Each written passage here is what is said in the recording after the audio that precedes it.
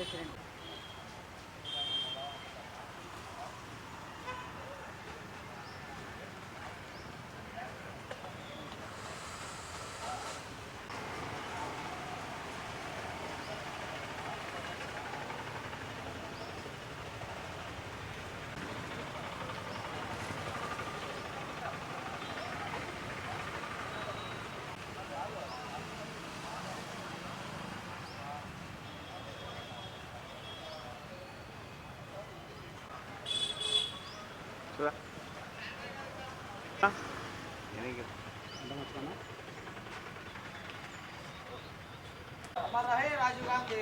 కొద్దిగా ఇటు వెనక్కి జరుపుకోండి, బాగుంటుంది.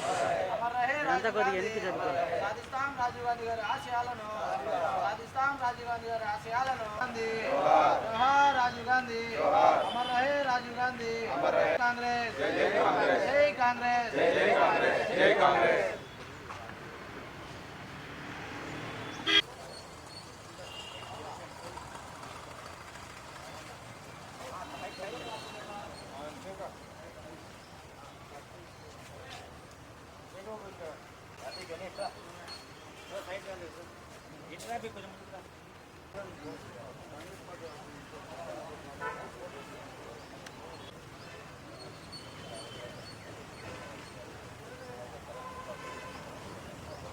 జిల్లా కాంగ్రెస్ పార్టీ కార్యాలయంలో శ్రీ స్వర్గీయ రాజీవ్ గాంధీ గారి 33వ వర్ధంతిని పురస్కరించుకొని కార్యకర్తలందరూ కలిపి ఆయన విగ్రహానికి పూలమాల వేసి ఘనంగా నివాళులర్పించడం జరిగింది. అదేవిధంగా ఆయన భారత ప్రధానిగా ఉన్నప్పుడు ఆయన దేశానికి చేసిన సేవను మరొకసారి గుర్తు చేసుకోవడం జరిగింది. ఆయన ప్రధానిగా ఉన్నప్పుడు పరిపాలన ఏ విధంగా ఉంది, ఇప్పుడు బీజేపీ ప్రభుత్వం చేస్తున్న పరిపాలన చూస్తే ప్రజలు అప్పుడు ఏ విధంగా ఉన్నారు, ఇప్పుడు ఏ విధంగా ఉన్నారో చూస్తే చాలా బాధాకరము. అదేవిధంగా రాజీవ్ గాంధీ గారు ప్రపంచంలోనే 40 సంవత్సరాలు అతి పిన్న వయసులో ప్రధానమంత్రి అయిన అధ్యక్షుడిగా అతను చరిత్రకు ఎక్కడం జరిగింది. ఈరోజు మనం దేశంలో ఇండియాలో టెలిఫోన్ టెక్నాలజీ వాడుతున్నామంటే, టెలిఫోన్ రంగంలో ఇండియా అభివృద్ధి చెందిందంటే దానికి రాజీవ్ గాంధీ గారే కారణము. ఈరోజు టెక్నాలజీ పరంగా ముందుకు పోతుందంటే ఇండియా ఆ రోజు రాజీవ్ గాంధీ గారు వేసిన పునాదులే కారణము. రాజీవ్ గారి పరిపాలన చూసిన తర్వాత ఈరోజు వేరే ప్రభుత్వాలు చేస్తున్న పరిపాలన చూస్తే అప్పుడు పరిపాలన చూసిన వయసు వారికి ఇప్పటికి ఎంత డిఫరెన్స్ ఉంటుందో ఒకసారి చూసుకోండి.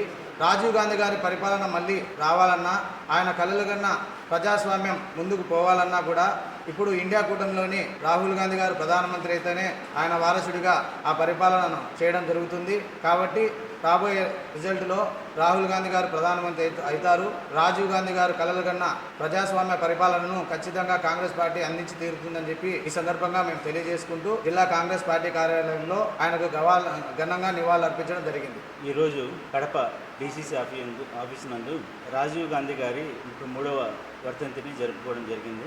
ఈ సందర్భంగా ఆయన చేసిన సేవలు గుర్తుంచుకోవడం జరిగింది. ఒక గొప్ప విషయం ఏంటంటే ఆయన చేసిన సేవలు ఎంచుకోలేని సేవలు చేసినారు. అతి పిన్న వయసులోనే ప్రధానమంత్రిగా ఉండడమే కాకుండా చాలా ఇన్నోవేటివ్ వర్క్స్ చేసినారు అన్నమాట.